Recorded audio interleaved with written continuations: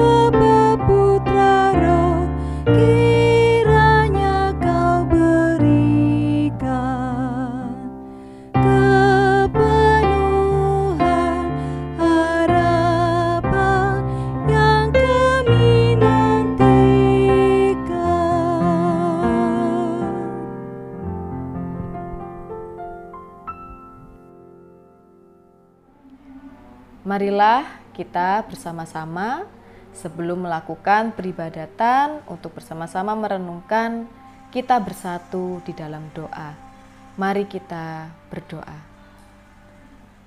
Tuhan kami Yesus Kristus, kami mengucap syukur untuk kasih setia dan anugerah Tuhan yang sampai saat ini terus kami rasakan.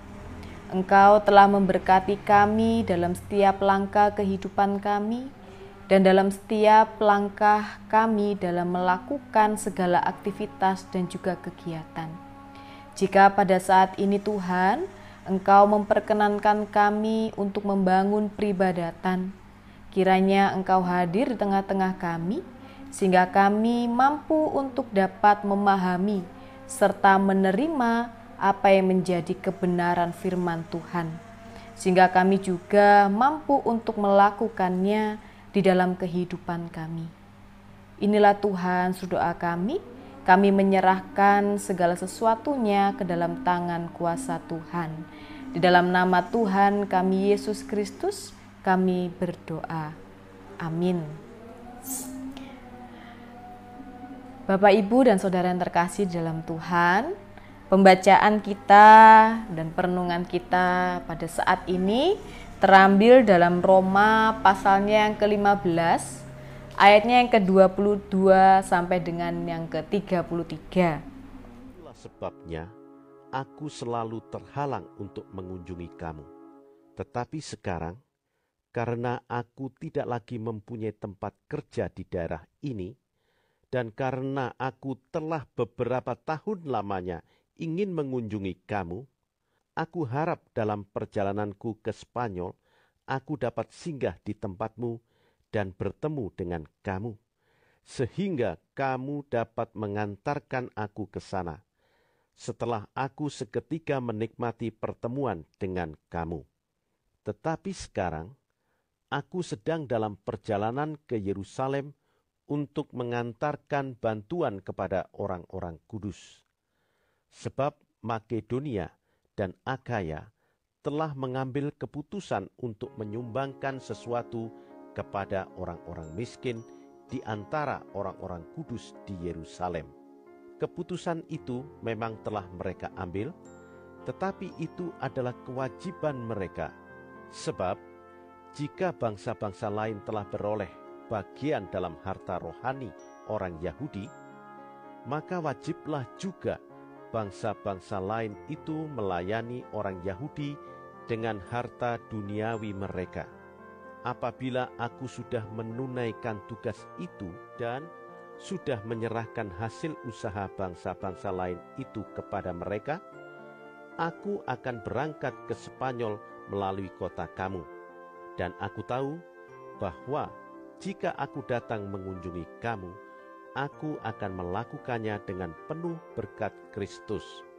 Tetapi demi Kristus Tuhan kita, dan demi kasih Roh, aku menasihatkan kamu, saudara-saudara, untuk bergumul bersama-sama dengan aku dalam doa kepada Allah untuk aku, supaya aku terpelihara dari orang-orang yang tidak taat di Yudea, dan supaya pelayananku untuk Yerusalem disambut dengan baik oleh orang-orang kudus di sana, agar aku yang dengan sukacita datang kepadamu oleh kehendak Allah, beroleh kesegaran bersama-sama dengan kamu. Allah, sumber damai sejahtera, menyertai kamu sekalian. Amin. Minggu lalu kita telah bersama-sama mendengarkan pemberitaan Paulus yang menggerakkan jemaat Roma untuk dapat menjadi pintu masuk perjalanan Paulus ke Spanyol, yang dimana perjalanan ini diharapkan jemaat Roma itu memiliki satu kesatuan yang utuh di dalam jemaat itu. Nah, pada saat ini perenungan kita berbicara mengenai rangka pelayanan Rasul Paulus kepada jemaat yang bukan Yahudi untuk mempersiapkan jalan bagi Paulus untuk melaksanakan pijakan pelayanannya ke Spanyol, atau dapat kita sebut sebagai pelayanan hingga ke ujung dunia. Paulus memberikan keyakinan kepada jemaat di Roma bahwa dirinya telah merencanakan untuk dapat mengajak jemaat di sana dalam dukungan pelayanan Paulus ke Spanyol. Namun kedatangan Paulus ke Roma itu masih terhalang. Dia memberikan penjelasan dan penegasan kalau sebenarnya dia merasa ada kerinduan untuk dapat berjumpa secara langsung dengan jemaat di Roma. Nah, di dalam rencana kunjungan Paulus ke Roma, Paulus berharap agar mereka dapat meluangkan waktu bersama serta mengenal secara pribadi bagaimana kehidupan jemaat Roma. Paulus juga mengatakan bahwa ia juga percaya mereka dapat mengutusnya dalam perjalanan ke Spanyol. Nah, Paulus juga mengisyaratkan bahwa ada kemungkinan bahwa jemaat Roma ini dapat menyediakan segala pembekalan untuk Paulus dalam melaksanakan perjalanannya. Mungkin tidak hanya dukungan secara finansial, tetapi juga dukungan secara keimanan dan kekokohan jemaat Roma itu sendiri yang menjadi suatu kebanggaan Paulus terhadap jemaat Roma yang dapat diberitakan hingga ke Spanyol. Nah, harapan Paulus ini kepada jemaat Roma juga tidak melupakan induknya, yang dimana Paulus juga meminta dukungan kepada jemaat Roma dalam menjalankan penyuksesan kunjungannya ke Yerusalem, yang dimana Yerusalem merupakan induk dari pemberitaan rohani, sehingga perlunya jemaat Roma ini untuk memiliki rasa kesatuan dengan orang Kristen Yahudi yang ada di Yerusalem.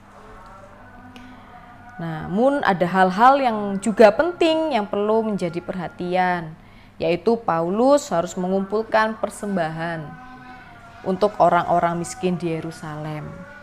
Pengumpulan ini mengibaratkan suatu persekutuan antara gereja Kristen orang Yahudi dan orang yang bukan Yahudi.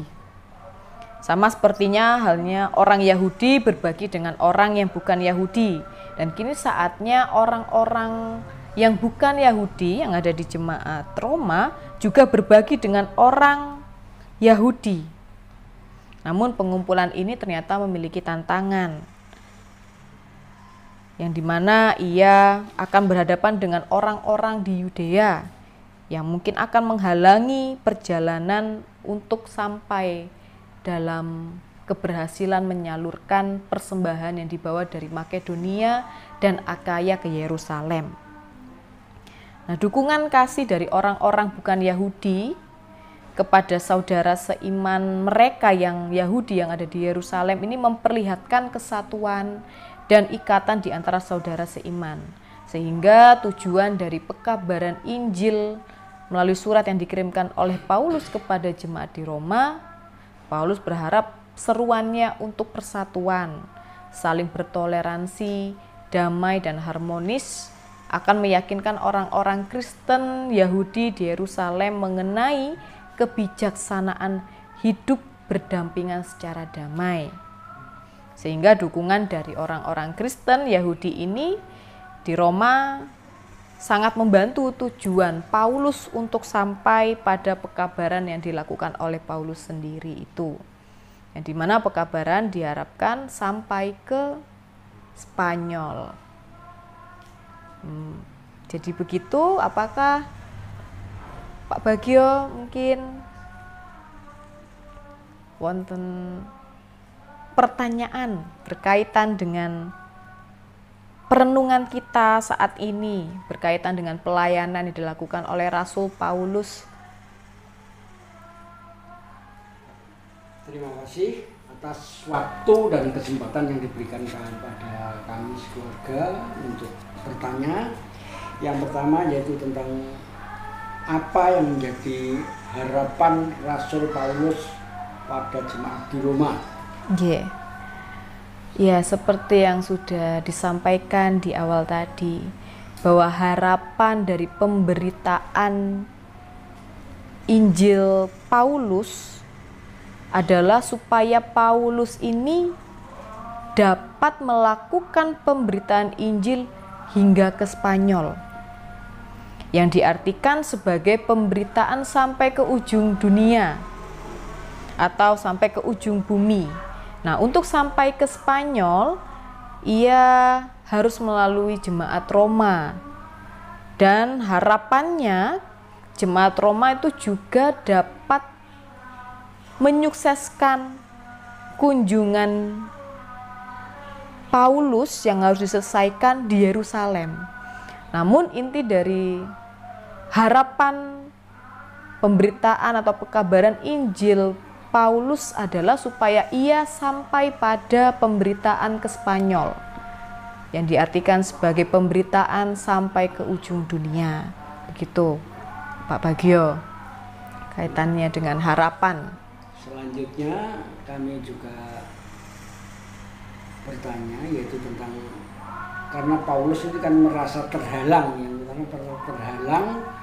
untuk mengunjungi kamu, itu di ayat 22. Dan disambung adanya rasa ketakutan Paulus di dalam ayat 30. Maka Paulus merasa takut dan mengajak bergumul bersama di dalam doa. Itu apa yang menjadikan Paulus takut dan menjadi halangan Paulus. Terima kasih. Halangan dan ketakutan yang dirasakan oleh Paulus. Halangannya karena ia harus menyelesaikan dulu tugas pemberitaannya yang menjadi tanggung jawabnya untuk menyalurkan persembahan dari Makedonia dan Akaya ke Yerusalem, yang dimana di sana akan diberikan saluran kepada orang-orang miskin di Yerusalem. Dalam hal ini Paulus juga ingin menggerakkan atau juga memotivasi jemaat Roma agar memiliki rasa kepedulian, rasa kesatuan di dalam persekutuan terhadap jemaat di Yerusalem. Sebagaimana orang-orang Roma itu telah menerima berkat rohani dari induknya, yaitu Yerusalem. Dengan demikian diharapkan jemaat Roma dapat membagikan bantuan kepada jemaat Yerusalem. Nah, itu menjadi halangan mengapa jemaat Paulus belum sampai kepada jemaat Roma, karena ia harus menyelesaikan tugasnya dalam memberikan saluran persembahan kepada jemaat di Yerusalem, yang dimana itu juga sekaligus memotivasi dan menggerakkan jemaat Roma agar dapat memiliki rasa kepedulian dan rasa kesatuan dengan jemaat di Yerusalem. Berkaitan dengan ketakutan yang dimiliki oleh Paulus, ini juga berkaitan dengan ayat yang ke-31, yang dimana ini akan berhadapan dengan orang-orang Yudea. Nah, orang-orang Yudea ini adalah orang-orang yang tidak dapat menerima orang Kristen tanpa menjadi orang Yahudi. Nah, dalam kaitannya ini sebenarnya Paulus memang merasakan ketakutan karena adanya ancaman, dan apa yang menjadi tujuannya untuk menyalurkan persembahan ini tidak sampai ke Yerusalem karena dia harus berhadapan dengan orang-orang Yudea, yang dimana orang Yudea tadi itu tidak dapat memahami bahwa orang Kristen tanpa menjadi orang Yahudi itu tadi. Nah, dalam hari ini kita bersama-sama memahami bahwa ketakutan Paulus akan ancaman dan berhadapan langsung dengan orang-orang Yudea itu tadi, sehingga Paulus memiliki khawatir jangan-jangan mereka, orang-orang Yudea ini akan membunuh Paulus. Padahal tugas untuk menyalurkan persembahan ke Yerusalem ini belum selesai atau belum sampai ke jemaat di sana, sehingga kekhawatiran Paulus ini karena ya adanya ketakutan yang berkaitan dengan ancaman itu tadi. Jadi itulah ketakutan Paulus karena ia harus berhadapan dengan orang-orang Yudea, orang-orang yang mungkin juga tidak dapat menerima kabaran Injil yang dikabarkan oleh Paulus. Begitu Pak Bagio yang dapat kita renungkan bersama-sama. Apakah ada pertanyaan lagi? Itulah juga pentingnya doa. Betul. Dalam bergumul apapun, kalau kita bersama Kristus, bersama-sama berdoa, itu akan menjadikan kekuatan bagi kehidupan sebagai orang-orang percaya. Ya, dengan demikian ya dari adanya ketakutan yang dirasakan oleh Paulus juga menggerakkan jemaat Roma supaya bersama-sama berdoa.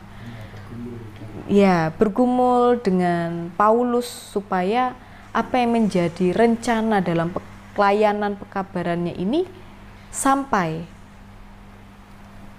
hingga ke Yerusalem dalam menyalurkan, dan tujuan dari harapan apa yang dilakukan dalam pelayanannya ini juga sampai ke Spanyol, yang dimana itu tadi juga sempat disinggung bahwa dukungan yang diberikan jemaat Roma ini bukan hanya berupa finansial, tapi juga keimanan dan kekokohan jemaat Roma itu sendiri yang menjadi suatu kebanggaan Paulus terhadap jemaat Roma yang dapat diberitakan hingga ke Spanyol.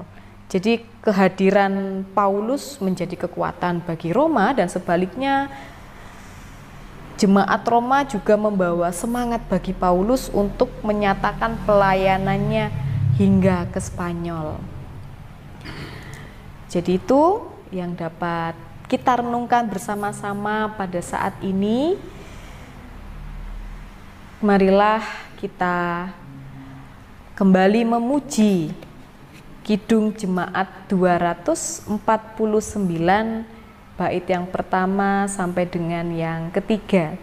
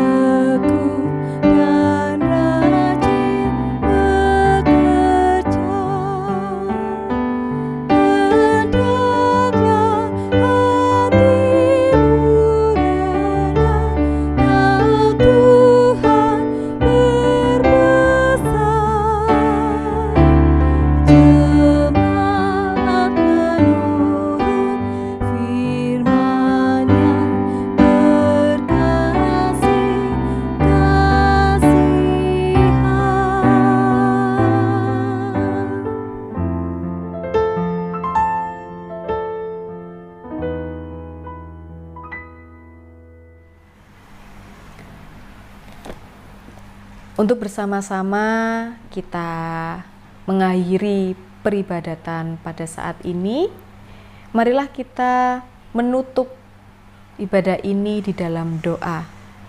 Mari kita berdoa. Tuhan kami Yesus Kristus, kami mengucap syukur bahwa perwujudan kasih Tuhan boleh Engkau wujudkan melalui peribadatan yang kami bangun pada saat ini, yang dimana kami boleh bersama-sama merenungkan sebagian dari firman Tuhan berkaitan dengan rencana Paulus dalam melaksanakan pelayanannya, pekabarannya untuk memberitakan Injil Tuhan hingga ke seluruh dunia. Tuhan, Engkau adalah Allah yang berkuasa atas setiap kehidupan kami. sehingga kami juga meyakini bahwa kehidupan kami akan senantiasa Engkau beri kekuatan, sehingga kami juga mampu untuk mewartakan Injil Tuhan melalui setiap hidup dan kehidupan kami, melalui sikap kami, tindakan kami, bahkan juga tutur kata kami yang mewartakan Injil Tuhan. Tuhan, kami menyerahkan setiap hidup dan kehidupan kami. Kami menyerahkan supaya Engkau mampu dan memberikan keyakinan kepada kami bahwa kami mampu untuk menjalankan apa yang telah Engkau percayakan di dalam kehidupan ini. Ya Tuhan, apabila pada saat ini kami telah bersama-sama merenungkan, kiranya Engkau dapat memberkati setiap kami, setiap jemaat Tuhan yang ada di GKJW Jemaat Blitar. Biarlah kasih Tuhan akan senantiasa menyertai setiap hidup dan kehidupan kami, sehingga karunia dan damai sejahtera juga akan mengiringi setiap langkah kami. Di dalam nama Tuhan kami Yesus Kristus, kami berdoa dan mengucap syukur. Haleluya, amin. Ibadah pada malam hari ini telah selesai. Terima kasih kepada keluarga Pak Bagio yang telah bersama-sama diperkenankan untuk dapat menueni atau berkunjung ke keluarga ini. Kiranya Tuhan senantiasa memberkati keluarga Pak Bagio di dalam hari-harinya. Terima kasih atas kunjungan dari saudara-saudaraku seiman dari Gereja Kristen Wetan Jemaat Blitar ini yang telah sudi berkunjung ke rumah kami. Kami atas nama keluarga mengucapkan terima kasih. Kiranya Tuhan Yesus senantiasa memberkati kita semua. Amin. Amin.